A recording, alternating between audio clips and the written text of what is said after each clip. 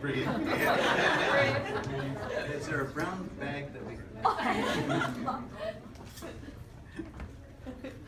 Welcome. Welcome one and all. Please be seated. Oh, you are right there. Okay. My name. Can we sit down? Yeah, sure. Yeah. There's 2 reserved chairs here for you. Okay, that's it. My name is Dr. Philip Ringstrom, and as a very recently ordained, last month, minister of the Universal Life Church, I will be officiating this evening's proceedings. Reverend Ringstrom, my mother would be so proud. You are all here tonight to bear witness to the union of Dr. Kathi Magnuson and Dr. Charles Levin in what remains one of the few sacred ceremonies we cling to in these postmodern times. By sacred, I am of course not necessarily meaning religious, though you may bring that sensibility to tonight's ceremony if you wish. No, what I mean is that this wedding, like all weddings, calls upon a community of others to observe, appreciate, and cherish what is perhaps one of the scariest leaps of faith we mere mortals can still make.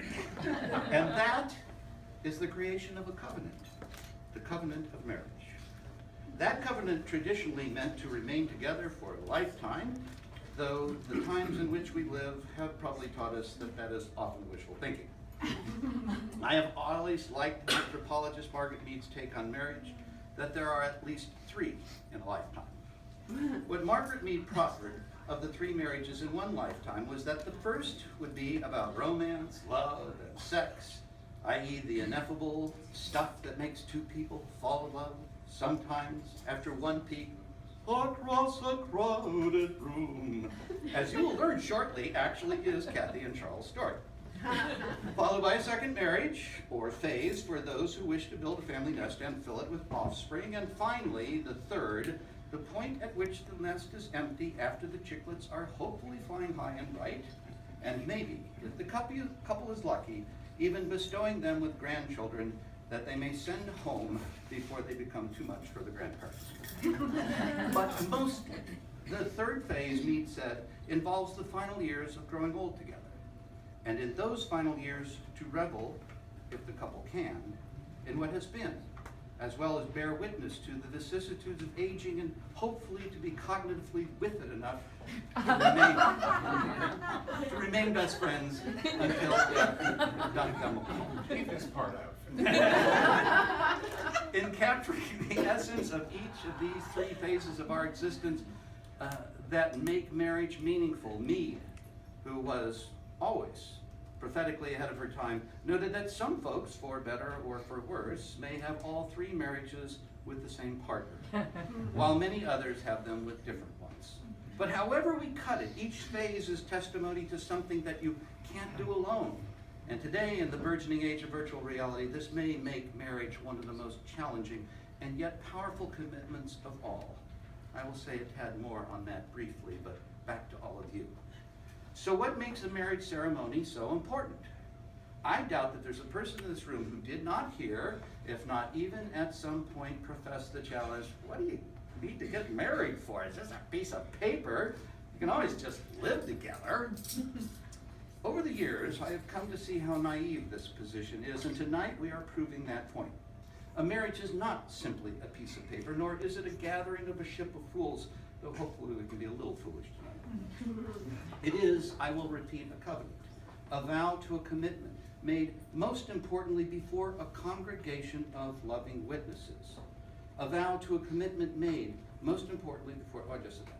All of you are being called upon to create a momentary tribe. We're a momentary tribe, who are not only witnesses to this covenant, but are also being called upon to hold it in your minds, in your hearts, and in so doing, to hold this couple, Kathy and Charles, to their commitment. Shit, that's a lot of pressure. Like Bill Clinton said in his 2012 Democratic Convention speech, takes a lot of brass. Probably the best veiled reference to balls I've ever heard. Yes, it takes some balls for Kathy and Charles to call us hither and to stand before us and to make a commitment not only to each other, but to the congregants, to us. A covenant that Kathy and Charles are taking a leap until death do them part, since actuarially speaking, although they may appear to be in the first marital phase of giddy, sexy, romantic joy. Yes, actuarially speaking, let's just say they're landing square on marital phase number 3, the last round. Though hopefully may it last for several decades. Now, I have been studying marriage and other long-term committed couplings for 4 decades. Not only that, as of a few weeks ago, I crossed the date line of 32 years of marital bliss to Dr. Marcia Steinberg, mother of our 24-year-old daughter, Lena. In the dedication to my book on couple psychotherapy, I opened with, to Marcia, who taught me how to hate. Reluctantly, though compliantly, after a couple friends chastised me and said, "You can't write that," I chickened out and put an asterisk to a footnote. The remainder of the dedication said, so that I would truly know how to love, followed by Marcia saying, too wordy. Marcia and I have definitely entered our 3rd phase of marriage, the only marriage that either of us has had, so far as I know, and are doing so in ways beyond our comprehension as we are still learning. So now, I'm going to take a minute or two to tell you what I've learned about marriage, or if you prefer, any long-term committed relationship, along with what constitutes it and therefore how to make it work. This arises from the first 3 themes of my book. Should we take notes? Yes, please. Number 1, self-actualization in an intimate relationship. Number 2, mutual recognition versus mutual negation. And number 3, the relationship having a mind of its own. Here's what all this jargon means.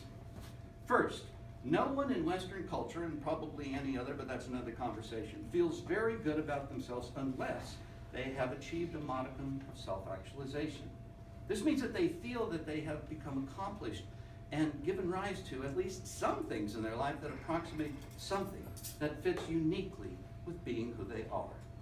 This is a tall order, and you better get used to the idea of good enough has to be enough, because perfect ideals will hurt you or kill you. Second, for the most part, you can't completely achieve a sense of self-actualization without some recognition from others who matter to you, and that, for better and sometimes for worse, is principally your spouse. Problem is, your spouse will hopefully be striving for the same. Hence, you are doomed to use one another and tread on one another's toes and feel negated at times, and that feels like shit. And it is also all normal. However, getting to a place where this can feel recognized, where this can be recognized, i.e. you each are striving to be and be negotiated in a collaborative enough manner that works for both of you, is what makes a marriage rich and gives you a fair chance of it lasting. And if not, you can find others. Certainly Margaret Mead did. She had several marriages in her life. Now the 3rd theme is that no matter what, if you stay together long enough, something very uncanny and difficult to describe will happen, and that is that your relationship will develop a mind of its own. That's right. You already have. Yes. You will slowly but surely be writing a subliminal text together that is fundamentally co-authored and belongs exclusively to neither of you. Now, if that text is a shitty one, there is a pretty good chance that you will be blaming the other for their shitty prose, and of course they will return the favor.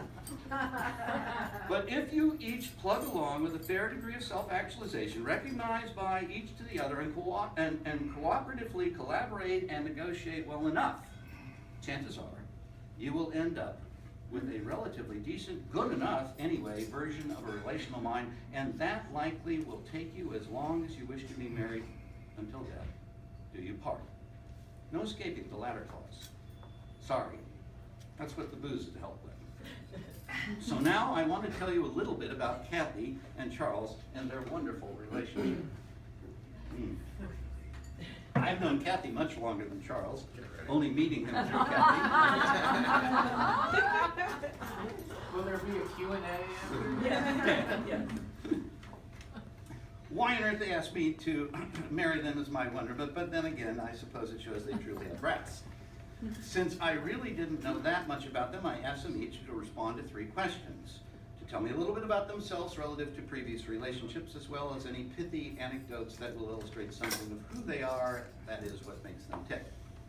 Number 2, tell me how you met and why you fell in love. Number 3, finally, what irritates you about the other and how you handle it. Their responses. Oh boy, what fun. First, a little bit about them. They are refreshingly honest as well as great raconteurs. Kathy's life up to Charles is the stuff of a steamy novel. If practice makes perfect, or as I admonish, good enough, Kathi is well experienced for this 3rd marriage to Charles, though technically it's actually her 4th. In her last teenage year, age 19, she married her first husband, a man considerably older, though sounding pretty infantile. Still, at such a tender age, how was Kathi to know? Those of you who know Kathi probably have some sense of her resilience and stick-to-itiveness. Shortly after this first marriage of 3 years ended, she married again with someone different. Quite different. Though not so much more mature than the first. Let's just say he had issues. Kathi was bright enough to finally throw herself into getting the education she put off, and most importantly, beginning the first of 2 analyses. The first was good enough to propel her into a 3rd marriage of 25 years, the momentous outcome of which was the birth of her daughter, Courtney, who Kathi averrs to this day was the first true love of her life. Aww. The end of this marriage was devastatingly sad, but Kathi climbs back on the horse with the best of cowgirls. Yay. Another relationship lasted 11 years, during which she commenced a 2nd analysis that continues to this day, and began her training at ICP, where I first met her. Following all of this, she did what many do. She tried her hand at online dating, but soon realized that it made her feel worse, for none of the people were people with whom she felt any connection. I submit that Kathi was now really, really ready for Dr. Wright. Meanwhile, Charles was married twice. His first time also involved being very young and in college. It did not take long before he and his betrothed realized what they had done, which was, and I quote, silly. In direct counter to their immature, they maturely divorced amicably. Charles took his time following this and married much later, the joyous byproduct of which is his 15-year-old son, Douglas, who sounds to me like the apple of his eye, whom Charles co-parents well with his ex, surely a positive note. Whereas Kathy's story reads a bit more like a rodeo gal, always kind of though also cautiously learning lessons with the help of psychoanalysis, Charles paints a picture of himself as one more reserved. He wrote, quote, I have always been a kind of absent-minded professor, bookworm type, barely containing my hippyish, anarchistic disdain for the real world. Yes. Kathi is much more comfortable in the world that way, the way it actually is, and that helps me be less intense, and stern, and moralistic. Yay! Yay. How did they meet? Now this is a doozy story.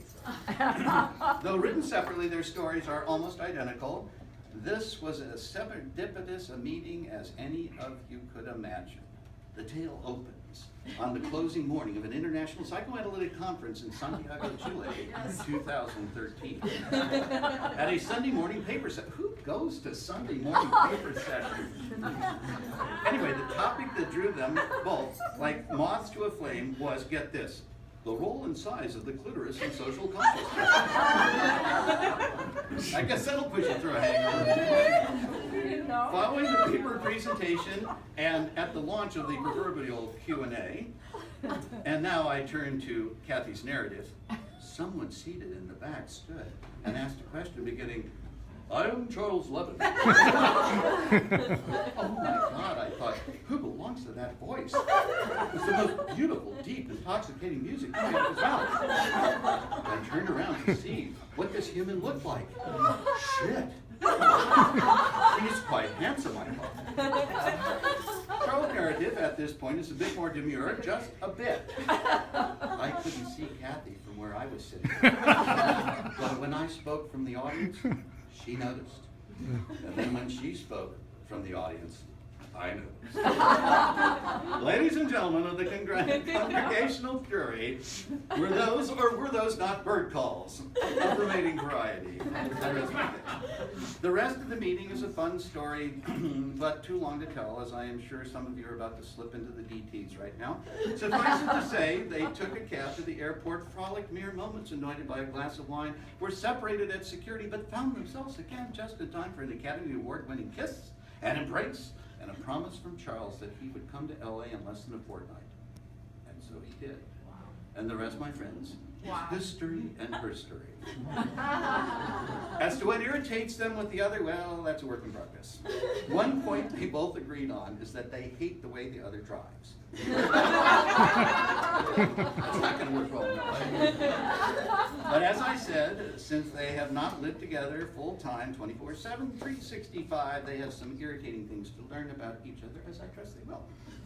Marcia and I met with Kathy and Charles back in December, and the key question we had for both of them was, why now? Why, after so many years, at such an age, did you decide to get married? Their answer was actually wise and mature. The plan is that Charles will move to Los Angeles in 3 years, which leaves a fair amount of time between now and then to explore, experience, and ponder their relationship. They resolved, like good psychoanalysts, that to do deep analysis, you have to have a frame. Marriage. For those of you not in the field, which I take as most of you, this involves the boundaries in which the experience, exploration, and analysis of self and other occurs not dissimilarly to the frame of a painting, which indeed frames what is revealed within. Marcia cogently added that the frame allows the two to play vigorously, passionately, at times ruthlessly, and this above all else, to encounter the vicissitudes of hate, which can be the cardinal signature of true love when it pushes both to see something within themselves and each other that being nice and lovey-dovey all the time simply won't do. So to end my spiel, allow me a moment of advice giving. Always promise to love and hate one another. Always promise not to be phony, but also try very hard to eventually be kind and in the end respectful. Emotions are contagious and tend to recreate one another. Bitterness begets the same, so does kindness and respect. If you have those tools in your kit bag, you'll manage hate just fine. So now, as per my title, the wedding officiant of the celebration, I'm going to walk Kathy and Charles and all of you and us through there, and then we change the order of all this. Oh, great. Let's see. Which is next? The vows. Oh, yeah. Okay. Through the exchange of the vows, and then the ring ceremony, and then the declaration of intent, aka the ideas, and finally the pronouncement of declaration of their marriage. I'm saying all of this now because I have no idea what I am doing up here, but it seems like something I would say if I were giving a paper at a conference. Yes. Thank you very much. Bravo. And now, whichever one of you wants to go. Thank you. Is that file folder? There's certain factual matters which will be, corrected later. Oh, those are pretty.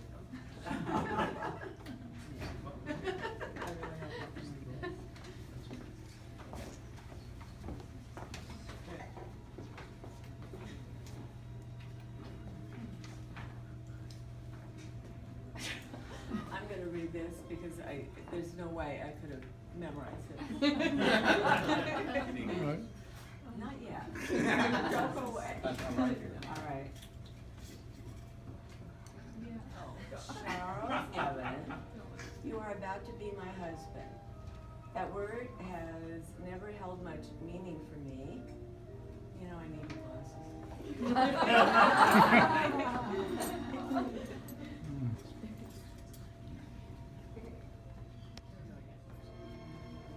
Charles Levin, you're about to be my husband. That word has never held much meaning for me throughout my marriages. I never knew enough about what I meant to really touch what husband meant. I was in an optimal place with my own sense of who I was when I heard your voice in Santiago. You captured my senses, and I was pried open to listen to who you were. When I really thought about your name, it was like a foreign language to me. How could I call someone Charles? It felt so alien to me, so proper. I didn't know if I could be proper. Then the magic of you took over. It was a delicious encounter to say Charles. You're doing fine. And so, Charles, you are the light of my life. I promise you, and I promise me, the following. I will always remember my love for you, no matter how much I hate you. I am free to hate you because I love you so much. You are so smart, and you teach me all the time. I promise to always enjoy being challenged by you, and to never be afraid of challenging you back. You enrich my mind, and I promise to never forget that you welcome my mind, even as it might conflict with yours. But it's not all about battle. Our minds find their own rhythm, and the joy of our connectivity, when it is not ruptured by past ghosts, is free to conduct our present moment of oneness. You speak French, you know the most wonderful details about wine, and I love you.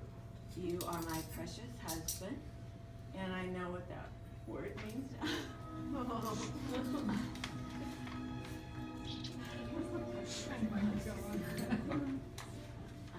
don't need it. We're talking about cuts.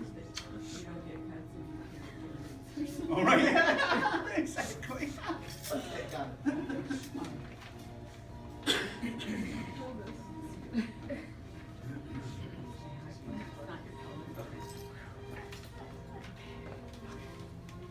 Kathi, tonight, you are about to become my wife. You, my lovely Nanette.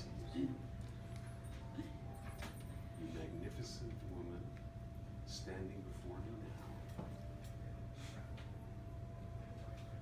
You're all that I desire. How did I find you? Found you all at once, it seems. And yet you have been unfolding before me ever since. More beautiful each day. Each day in some way more than I could imagine before. I find you very wise, my darling. You become my teacher. Your eyes are candid and true. And I feel you keeping me safe inside you. I feel myself growing as you grow with me. And you alive inside me, expanding my spirit and my heart. My darling Nanette. I find you very strong, full of kindly thoughts and cheerful song.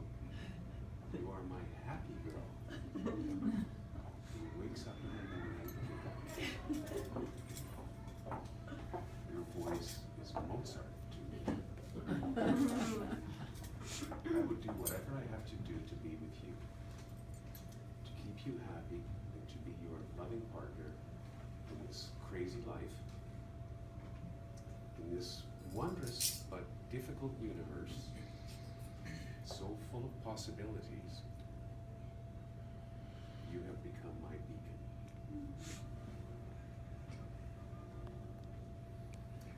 We will be together in laughter and tears. Your vows to me are mine to you. Your words inspire me, and so now I make them my own.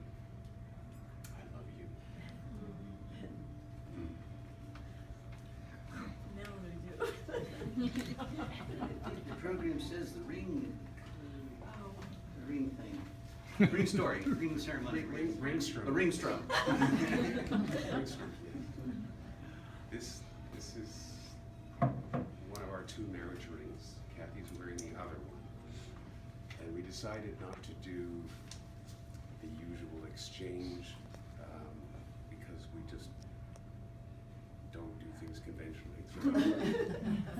But we feel that this is a very important symbol. Indeed, that word is really important to me. What it means is that what our rings represent, although they didn't cost that much, they're just conventional gold bands, is something that cannot be bought or sold. It can't be traded or traded in. It can't be replaced.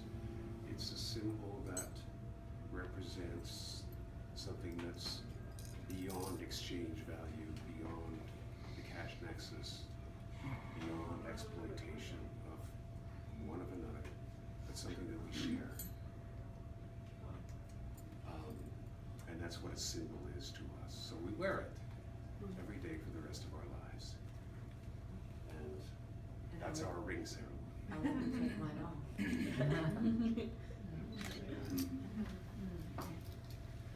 All right, now the declaration of intent.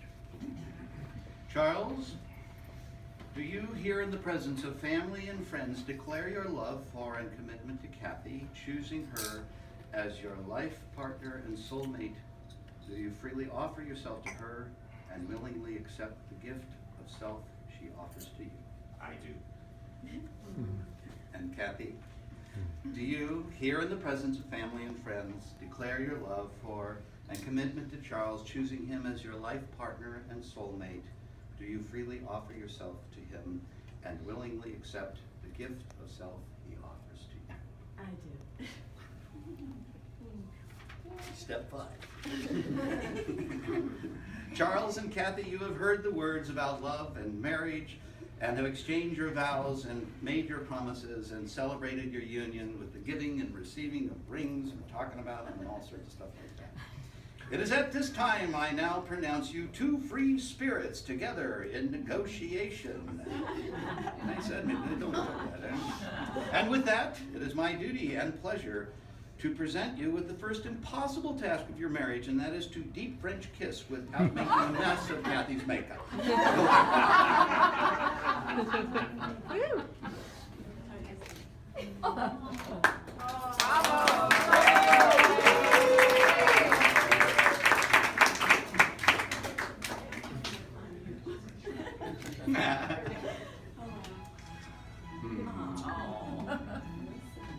Wow. Thank you all for coming.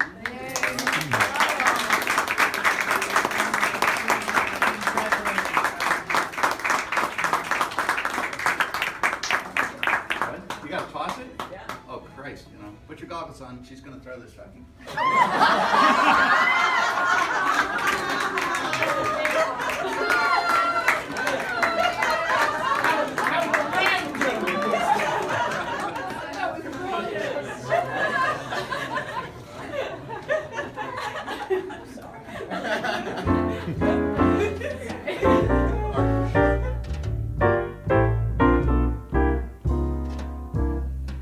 Just in time, I found you just in time.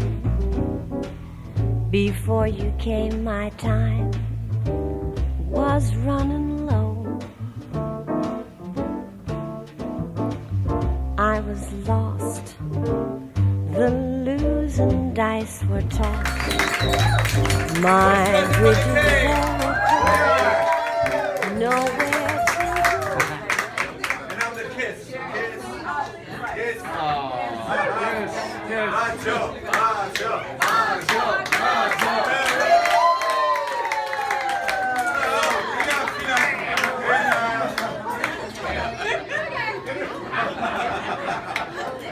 Ladies and gentlemen, let me say one more time this evening how fantastically happy we are to have you share our joy this evening. And I think I've managed to speak with each one of you.